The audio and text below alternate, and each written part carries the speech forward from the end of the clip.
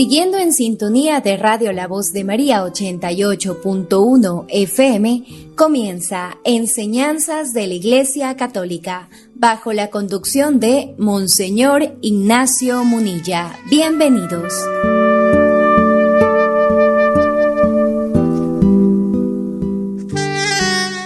Un cordial saludo a todos los oyentes. Un día más, con la gracia del Señor, proseguimos el comentario del Catecismo de nuestra Madre, la Iglesia. Concluimos el apartado, los signos del reino de Dios. Nos faltan 2 puntos, ayer vimos los 2 primeros y los últimos 2 son 549 y 550.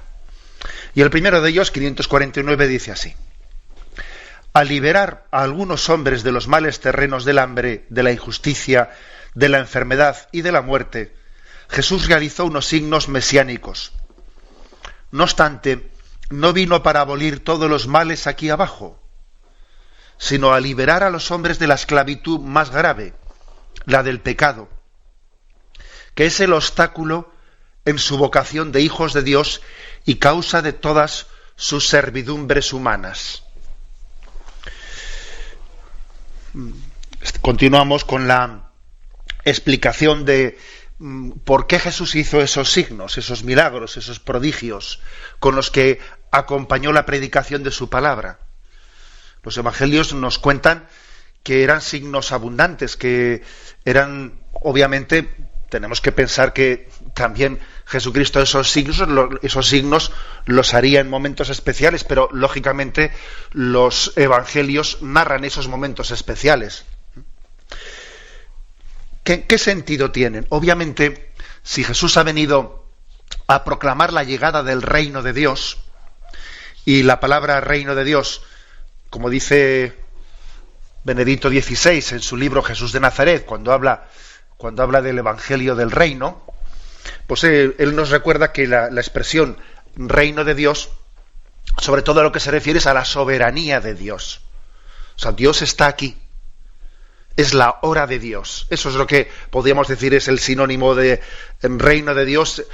Dice Benedicto XVI en su libro, reino de Dios significa Dios reinante, Dios soberano. Bueno, pues desde ese punto de vista, dice, bueno, si Dios está haciéndose presente aquí, si ya comienza el cielo en la tierra, comenzamos, por lo tanto, a percibir que la felicidad es posible, aunque la felicidad definitiva solamente la vamos a tener en el cielo, ¿eh? Porque decíamos, cielo no hay más que uno. Sí, pero que aunque cielo no hay más que uno, como Dios reina y también reina aquí entre nosotros, y esta es la hora de Dios, ya ha llegado la hora de Dios, comenzamos a ver esa felicidad, la comenzamos a ver más cercana. Y entonces, ¿cuáles son los enemigos de nuestra felicidad? Los enemigos de nuestra felicidad son, pues, tantos sufrimientos. Ha habido quien se ha atrevido a hacer una especie de resumen de los enemigos de nuestra felicidad en 3 capítulos. Primero, el capítulo del sufrimiento, que ciertamente es un capítulo amplio. Sufrimientos de tipo morales, pues por nuestra sensibilidad, pues porque el que tiene sensibilidad, hay muchas cosas, contrariedades en la vida, los límites de la vida pues nos hacen sufrir. Sufrimientos físicos, sufrimientos también pues por padecer el mal de los demás. También somos víctimas ante el mal de los demás, y uno sufre no solo ya por los límites de la vida, sino por el mal comportamiento de los demás. El sufrimiento. La muerte. La muerte es otra causa de sufrimiento. El que obviamente nos está esperando de una manera fría, implacable. O sea, sabemos, con todas las de la ley, que tenemos que pasar por ese trago, que todas las expectativas que nos hacemos en esta vida son limitadas y que se van a estrellar, entre comillas, se van a estrellar con esa realidad de que ahí nos espera la muerte. Y hay otra causa de infelicidad, sufrimiento, la muerte y el pecado. El propio pecado, el pecado de uno mismo. No solo el daño que me hace, el sufrimiento que me causa el pecado de los demás, que también, ¿no? Sino también el propio pecado. el ver que no tenemos el señorío sobre nosotros mismos, el ver que fácilmente somos arrastrados pues por el pecado, ¿eh? Dice San Pablo, hago lo que no quiero y lo que quisiera hacer no me veo capaz de hacerlo, ¿no? Qué contradicción vivo en mí. Bueno, pues estos tres podríamos resumir en estos tres capítulos los enemigos de nuestra felicidad: el sufrimiento, el pecado y la muerte. Bueno, Jesucristo, por lo tanto, cuando ha venido a redimirnos, cuando Él nos ha presentado su redención, cuando ha presentado la llegada del reino de Dios, obviamente Él nos ha dado los signos de la victoria sobre estos tres grandes enemigos de nuestra felicidad. Entonces, sobre el sufrimiento, bueno, he ahí todos los milagros que Jesucristo realizó: el milagro de la multiplicación de los panes, el milagro de devolver la vista a los ciegos, tantos milagros que en el fondo, fijaros, lo que están percibiendo es la sensibilidad de que a Dios le importan nuestros sufrimientos. Por ejemplo, en ese milagro que aquí refiere el catecismo, el milagro de la multiplicación de los panes, ¿no? Señor, ¿dónde vamos a comprar panes para que coman todos estos? A mí me recuerda esto al milagro de las bodas de Caná. Señor, no les queda vino. Están atentos, y María especialmente, la Virgen María, está atenta. Ella percibe que allí hay un sufrimiento. La gente sonríe, pero es una sonrisa forzada. Allí hay un problema. María se da cuenta, no les queda vino. Y allí también en el Evangelio de la multiplicación de los panes. Es decir, Dios es sensible. María, nuestra madre, a la que Jesús le ha encomendado que ejerza de madre de nosotros, es especialmente sensible a las necesidades que tenemos, a los sufrimientos que tenemos. No les queda vino, les pasa esto, está triste, tiene un disgusto, le pasa lo otro. A Jesús le importa. Los milagros que Jesucristo realizó son milagros que lo que indican claramente es que a Dios le importan los sufrimientos del hombre. Dios no dice, bueno, eso no va conmigo. No dice eso.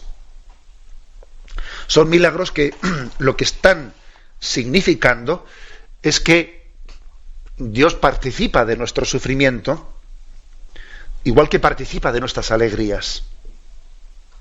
Se hace compañero de camino, compañero de fatigas, compañero de alegrías y compañero de tristezas. Eso es lo que significan los signos, los milagros que Jesucristo realizó, aliviando los sufrimientos del mundo. En segundo lugar, Jesucristo hace el milagro de los milagros en la resurrección.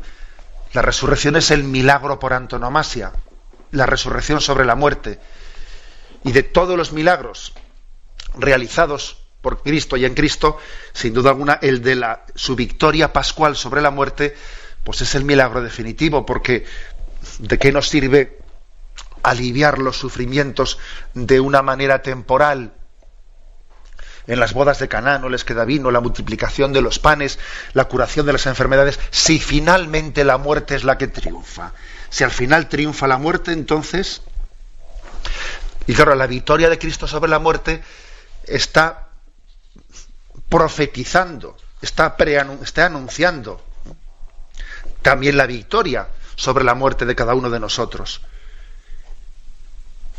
De manera que nosotros no esperamos a la muerte como nuestro verdugo, sino la esperamos como nuestra novia, como nuestra esposa. Recordáis que esa expresión os la he recordado en más de una ocasión, esa famosa frase de Gustavo Timón que dice: si no recibes a la muerte como a una novia, tendrás que recibirla como a tu verdugo. Nosotros, por la gracia de Cristo, esperamos la llegada de la muerte no como nuestro verdugo, sino como nuestra novia, para el día de las bodas, para el desposorio eterno con Dios. Y gracias a Jesucristo, gracias a su victoria sobre la muerte, eso es posible. Si no, la muerte sería nuestro verdugo. Y no lo es, por la gracia de Cristo, es el desposorio con Él. El desposorio con Jesucristo.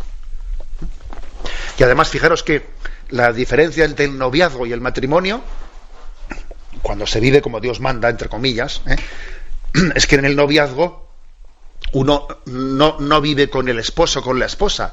Tienen una relación cada vez más amplia, pero no conviven plenamente hasta que no se han casado. Algo así nos pasa a nosotros con Dios, que hasta que la muerte no nos desposa, con Dios vamos teniendo una relación por la oración, por no sé, su presencia de Dios entre nosotros poco a poco en esta vida, hasta que esa relación con Él se hace visión, se hace presencia en la vida eterna. Es decir, que Jesucristo viene a vencer los enemigos de nuestra felicidad, el sufrimiento y la muerte. Y claro, y hay un pasito más. Y esto lo anterior no sería posible sin la victoria de Cristo sobre el pecado, porque al final, fijaros, el pecado es el causante de todos los tipos, de todos los sufrimientos y de la muerte misma. No olvidemos que la Sagrada Escritura nos dice que la muerte se introdujo por el pecado. Por el pecado de Adán y Eva se introdujo la muerte. Y todos los sufrimientos de esta vida se han introducido por el pecado. La prueba es que en el cielo no habrá sufrimiento, no habrá lágrimas, no habrá dolor, porque allí no cabe el pecado. Allí todo es gracia. Bueno, por tanto, Jesús, la victoria de Jesucristo no hubiese sido completa si no hubiese vencido no ya a las consecuencias del pecado, sino al pecado mismo. O sea, Jesucristo no solo ha vencido al sufrimiento y a la muerte derivadas del pecado, sino al pecado mismo. Lo ha redimido en nosotros. Y nos ha santificado. Y ha hecho de nuestra historia de pecado una ocasión de misericordia, de proclamación de su amor para nosotros. Y donde abundó el pecado, sobreabundó su gracia. Bueno, así, de esta manera, tenemos que entender los signos del reino de Dios. O sea, el reino de Dios es la extensión del reino de Dios, o sea, como decía antes, del señorío de Dios, que comienza a ganar terreno, comienza a ganar terreno sobre el pecado. Dios está aquí. Dios está aquí y cada vez la luz vence a las tinieblas.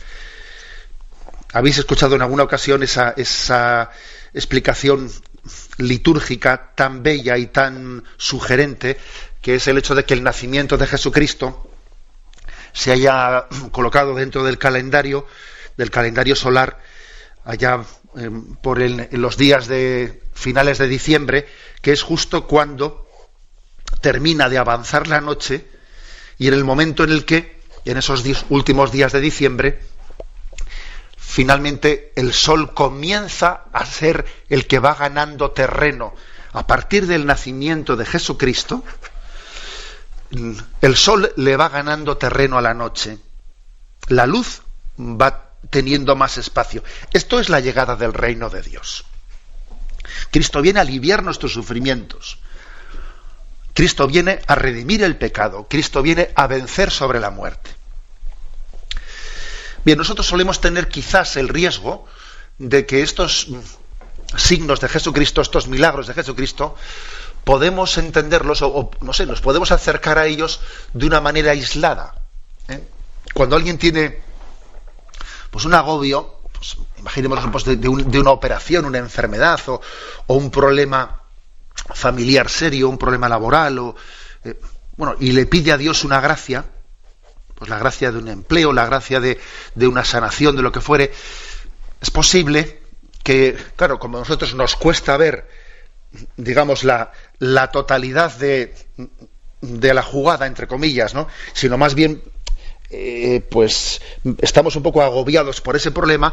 A Dios le pedimos una gracia: Señor, dame la gracia de esta sanación, dame la gracia de vencer este problema.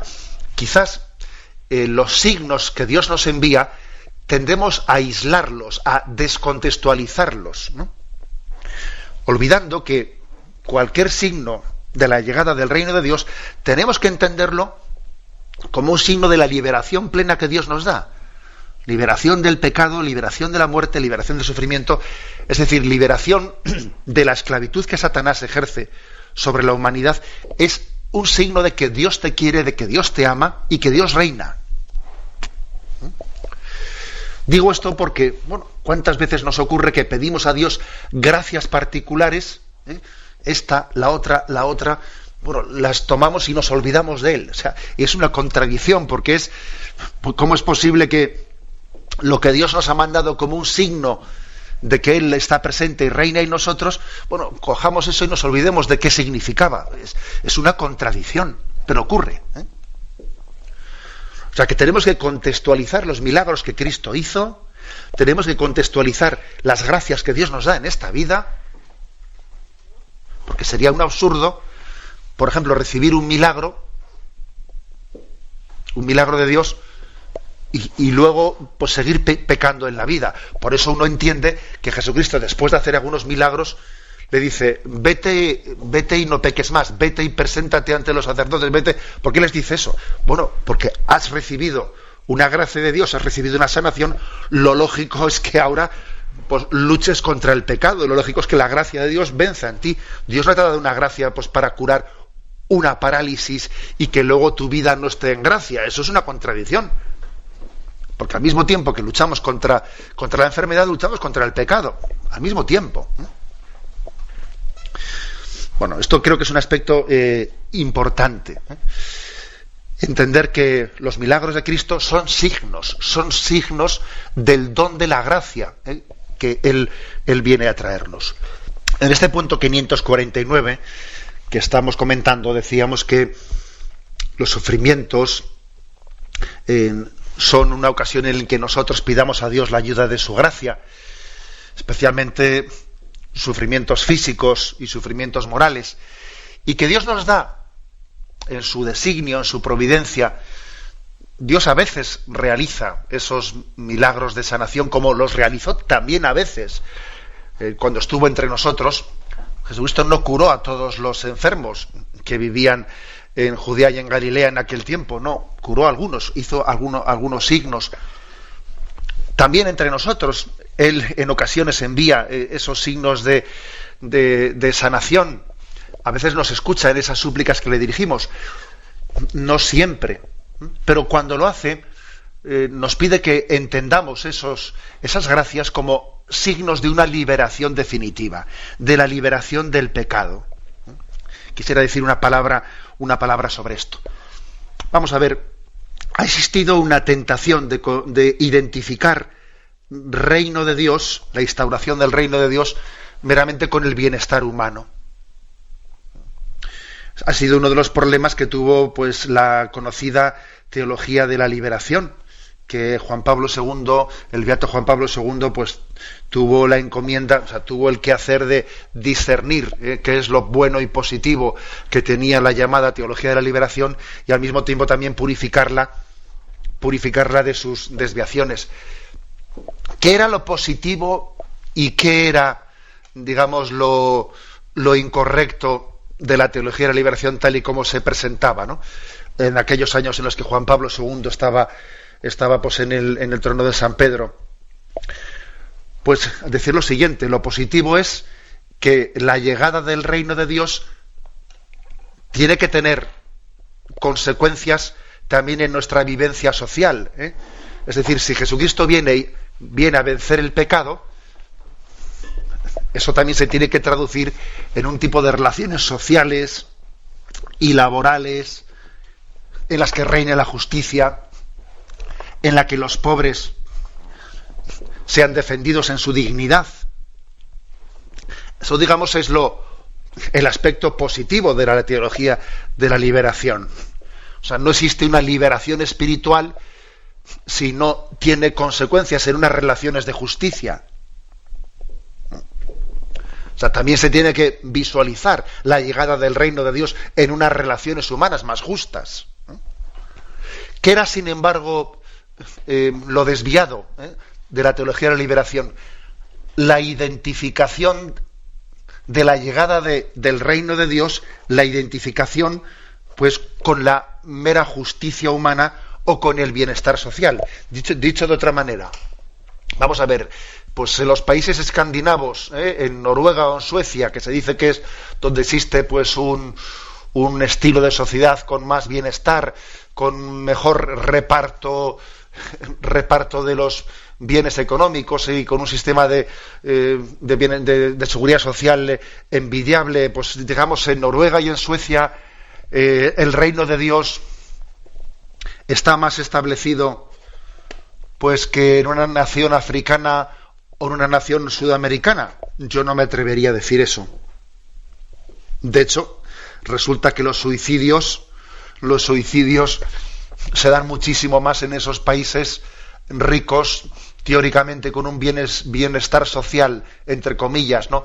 Envidiable, que en esos países pobres. El reino de Dios se ha establecido mejor en esos países nórdicos que, no sé, pues en Brasil, donde existe pues unos niveles de pobreza, o en otro lugar.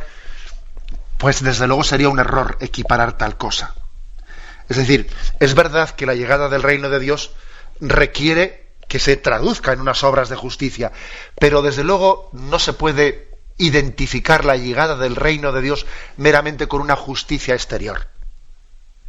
Porque el reino de Dios tiene que ganar los corazones para vivir en gracia de Dios.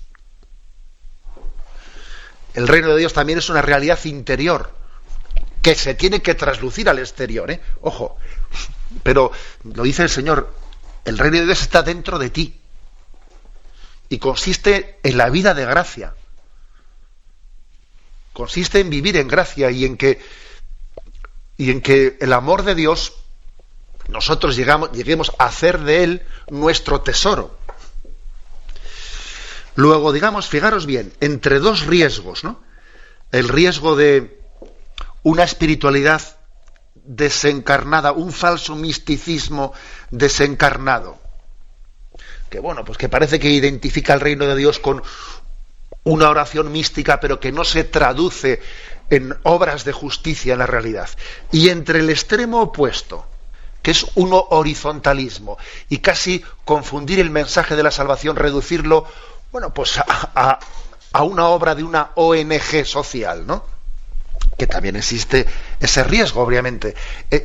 Esos dos extremos son los dos extremos que tenemos que purificar para entender una auténtica concepción católica de lo que es la liberación del reino de Jesucristo en nosotros.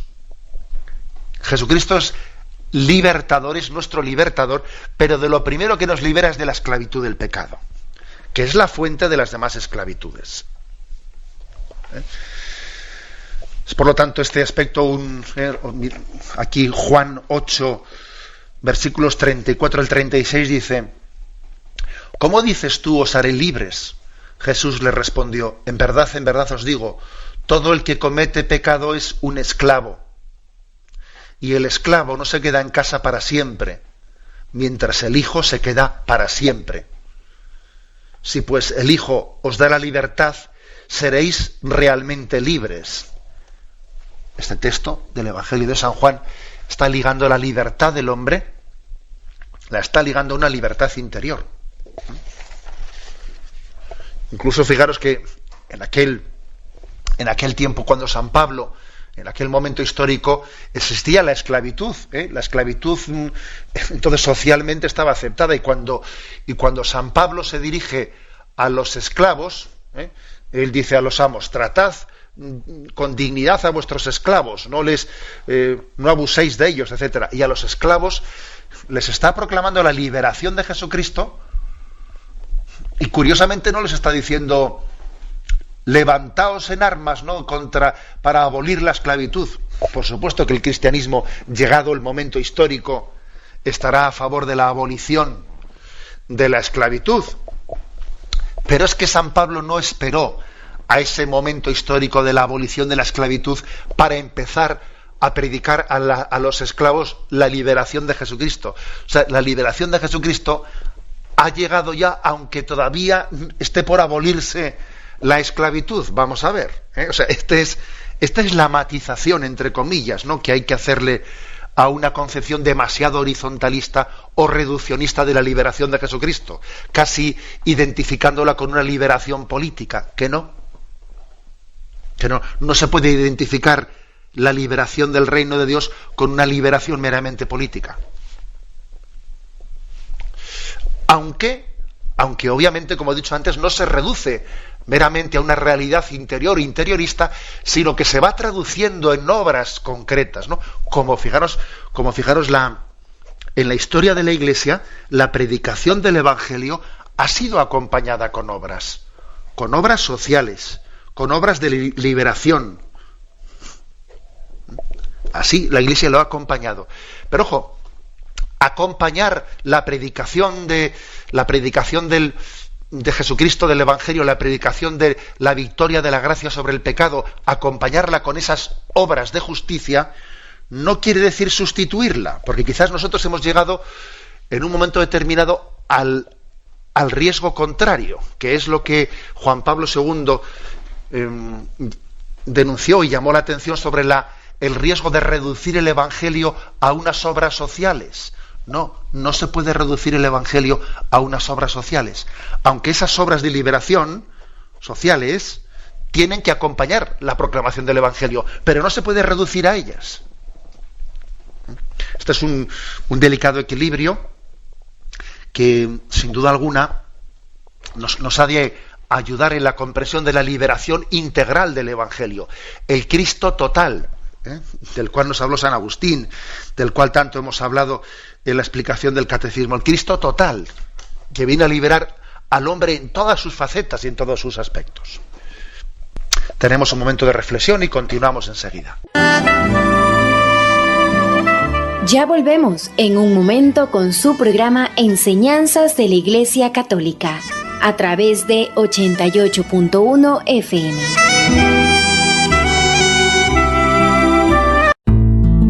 Inicio de espacio promocional. Cada día llega a mí la palabra del Señor, a través de la voz de María, el mensaje de salvación. Su misión es evangelizar, como lo hizo María, llevando la luz de Jesús que ilumina todo hogar. La voz de María.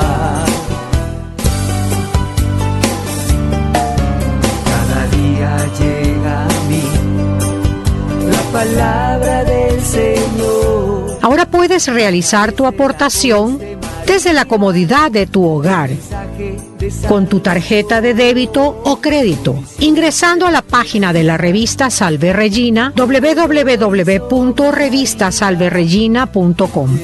Ahí aparecerá nuestra aplicación web donde podrás elegir tu aportación voluntaria. En la siguiente pantalla ingresa tus datos para confirmar tu aportación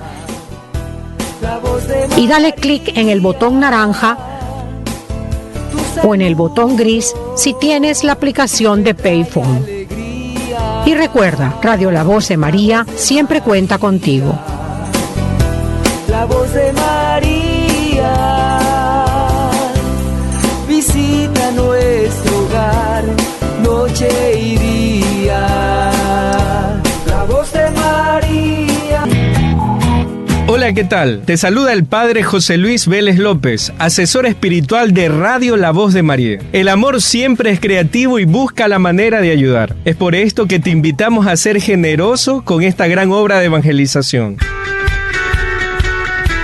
haciendo tu aporte a la cuenta de ahorros del Banco Pichincha o en las agencias de Pichincha Mi Vecino, al número 2204-829-569. A nombre de Ramorza, recuerda, Dios ha hecho mucho en tu vida y ahora te toca a ti hacer lo mismo.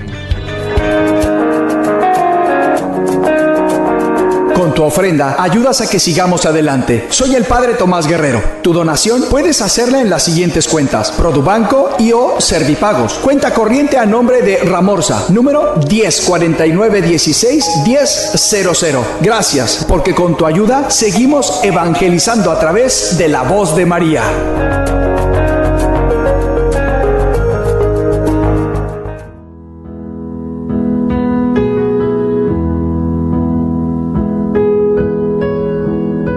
Dios no solamente ve tu corazón, Dios también ve tu bolsillo y se da cuenta si tú eres una persona que te pareces a Él, que es tan generoso, o te has convertido en una persona tacaña. Hoy quiero tender la mano para pedirte por los pobres que no tienen esperanza, no tienen luz, no conocen a Dios. La única forma de llegarles es a través de la voz de María en la radio. Tú puedes ayudarnos a mantener esta obra de Dios. Y Dios te va a bendecir tremendamente, convirtiéndote en una persona que da con alegría. Acércate a cualquiera de las agencias del Banco de Guayaquil o en cualquier punto autorizado de Banco del Barrio, en las cuentas de ahorros número 153-111-39 a nombre de Ramorza, y sé una de las muchas personas que Dios usa para sostener la voz de María en Guayaquil. Esta radio, sostenida por ti, Dios la va a bendecir, y cuando Dios le pague a toda la gente que trabaja en esta radio, también te pagará a ti por tu generosidad.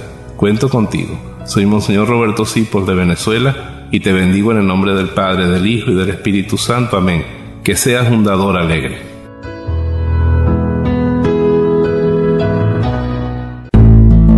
Fin de espacio promocional.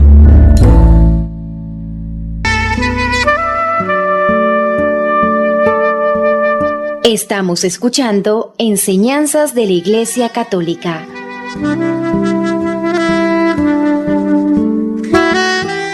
Continuamos en esta edición del Catecismo con el punto 550, con el que se concluye el apartado Los signos del reino de Dios. La venida del reino de Dios es la derrota del reino de Satanás. Pero si por el Espíritu de Dios expulso yo los demonios, es que ha llegado a vosotros el reino de Dios, dice Mateo 12:28. Los exorcismos de Jesús liberan a los hombres del dominio de los demonios.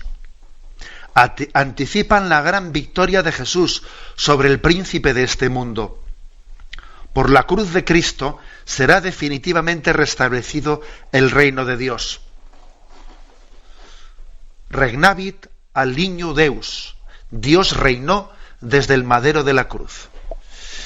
Bien, concluye pues este apartado hablándonos de Satanás, sin el cual no terminamos de entender todo el misterio del mal, al que Cristo ha hecho frente. Nosotros no creemos en Satanás como una especie de antidios. El hecho de que la Sagrada Escritura hable de la existencia de los ángeles caídos, los ángeles que se rebelaron frente a Dios y que, habiéndose rebelado frente a Dios, pues hacen la batalla al hombre, intentando apartarle al hombre del bien de Dios, ¿no? Decía, por cierto, la Madre Teresa de Calcuta en una de sus reflexiones, que me llamó mucho la atención cuando la leí, decía ella, la Madre Teresa, que en realidad cuando Satanás nos tienta a nosotros, lo que está haciendo es odiar a lo que hay de Dios en nosotros. O sea, no es que a Satanás le importe tanto el hombre, a los demonios no es que les importe tanto el hombre. Lo que pasa es que tienen la envidia de ver a Dios en nosotros. Atacan a lo que hay de Dios en nosotros. Me llamó la atención esa percepción de una santa. Nosotros las cosas las vemos de otra manera, ¿no? Los santos ven las cosas más en su profundidad. Es que es un auténtico privilegio tener la imagen de Dios en nosotros, que Dios habite en nosotros, ¿no? Y somos atacados y somos tentados por ello. Bien, pues la Sagrada Escritura dice que esos ángeles que se rebelaron frente a Dios llevan a cabo, ¿no?, pues un influjo de intentar apartarnos, de intentar apartar a la humanidad de Dios, por aquello que hay un momento en el que el grado de maldad únicamente busca alivio extendiendo la maldad. Hay un tipo de maldad que únicamente se consuela diciendo, bueno, si consigo que otros también sean igual de amargados que yo, parece que busco un alivio. Es curioso. Sin ser demonios, siendo como somos los seres humanos, un poquito de esta experiencia a veces podemos llegar a tener, ¿no? El hecho de que una maldad puede llegar a buscar alivio en que mal de muchos consuelo de tontos, algo así. Bien, pero nosotros no creemos en la existencia de Satanás y sus ángeles como si fuesen un dios del mal, porque no tienen ninguna categoría de divinidad. Al fin y al cabo, criaturas son, y no tienen poder alguno sobre el hombre que está plenamente unido a Dios. Digo esto porque el hecho de que los evangelios hablen de la existencia de Satanás y no lo oculten, y es más, el Nuevo Testamento habla mucho más que el Antiguo Testamento de los demonios. Porque alguno puede decir, no, estos son reminiscencias del Antiguo Testamento. No, todo lo contrario. Mire usted, en el Nuevo Testamento la existencia de los ángeles y la existencia de Satanás y sus ángeles está muchísimo más clara que en el Antiguo Testamento. Y es más, Jesucristo presenta la llegada del reino como la victoria sobre Satanás. Si yo expulso a los demonios, es que el reino de Dios ha llegado a vosotros. Es el signo de que el reino de Dios ha llegado a nosotros. Los exorcismos están íntimamente ligados a los milagros que Cristo realizó. Son un signo de la victoria sobre Satanás. Yo cuando he dicho antes en las intervenciones anteriores que Cristo viene a vencer lo que impide nuestra felicidad, y he dicho que es el sufrimiento, que es el pecado y que es la muerte, también podríamos decir Satanás mismo. Viene a vencerle. Luego, los exorcismos de Jesucristo son la proclamación de su reinado en nosotros. Satanás no tiene lugar en nosotros estando unidos a Jesucristo. Unidos a Cristo no tenemos a qué temer. Con Él lo podemos todo. La gracia de Cristo es victoriosa en nosotros. Eso es lo que proclama un exorcismo. Bueno, y hay que decir que es consolador ver que aunque la Sagrada Escritura nos advierte del poder de Satanás que está acechando contra nosotros, intentando apartarnos de Dios, a pesar de que las Escrituras le llaman a Satanás el príncipe de este mundo, que ya es decir, porque es un título preocupante, el príncipe de este mundo, sin embargo se nos recuerda que Cristo es rey. Y que su reinado es pleno.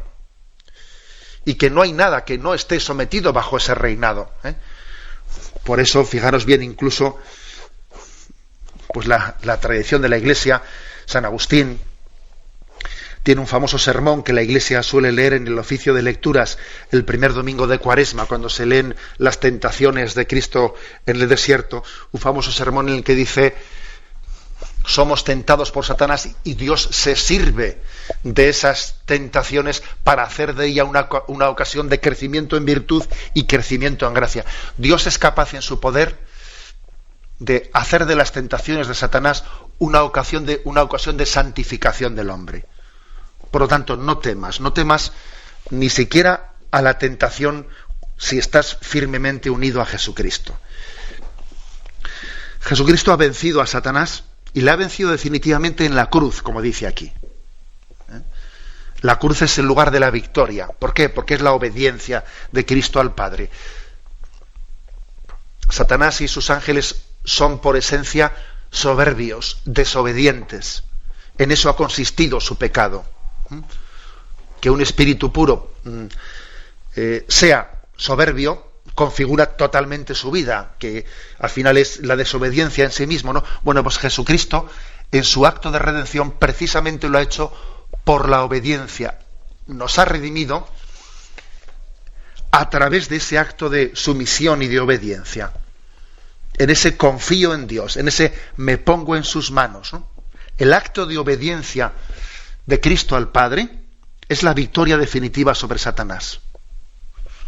Lo cual, por cierto, para nosotros en nuestra personal espiritualidad nos tiene que hacer pensar mucho. Es decir, el acto de fe es un acto de obediencia, no lo olvidemos.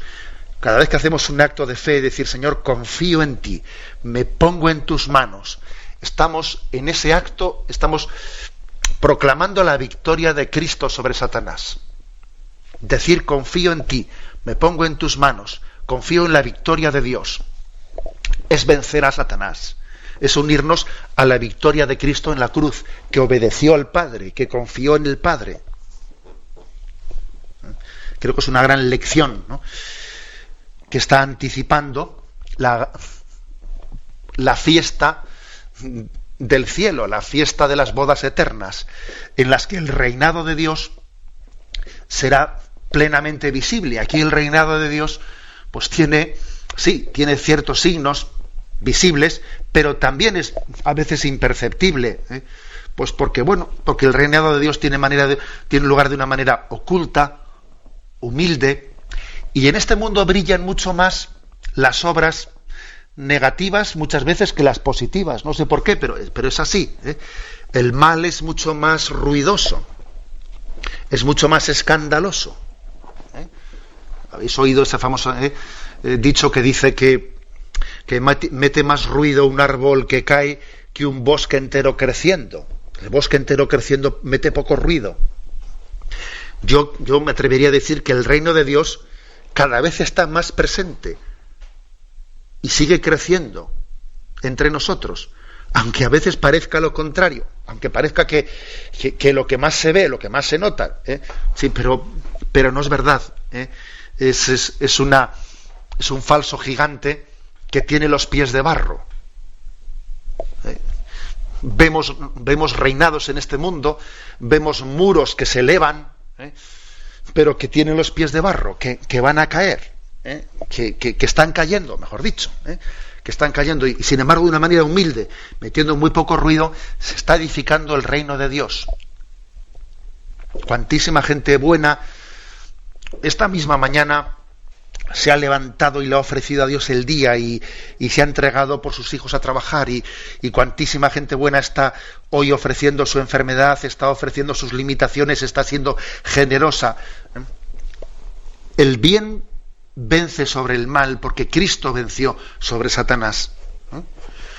Y ese reinado, que ahora tiene lugar de una manera muy discreta y muy humilde, lo veremos plenamente en gloria, ¿no?, en la parusía, en el momento en que Cristo venga como Rey y como Juez, como Pastor Supremo en gloria. Cuando Él venga en gloria, entonces se harán patentes sus obras y se desvanecerá todo aquello que la manera quizás más real de acercarnos a entender el misterio de Dios a veces suele ser hacerlo desde la metáfora que tenemos, desde la imagen que tenemos en nuestra relación con nuestros hijos. ¿Por qué nosotros a veces, viendo a nuestros hijos meter la pata y ir por un camino equivocado, etcétera, sin embargo, pues se lo permitimos, pero al mismo tiempo intentamos corregirles? Es decir, pues porque queremos no imponerles el bien, sino queremos que elijan personalmente el bien.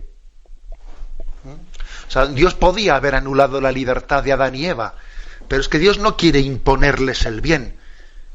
Quiere que sean buenos libremente, que es distinto.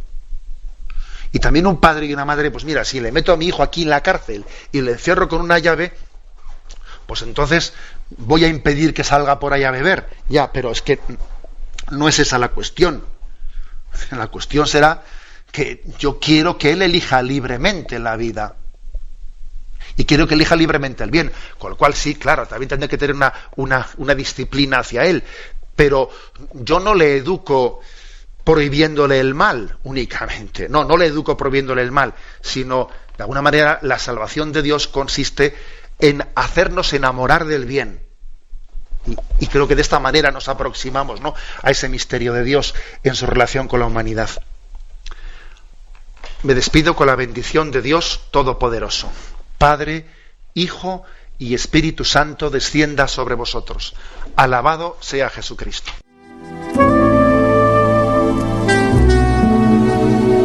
Hemos escuchado enseñanzas de la Iglesia Católica bajo la conducción de Monseñor Ignacio Munilla.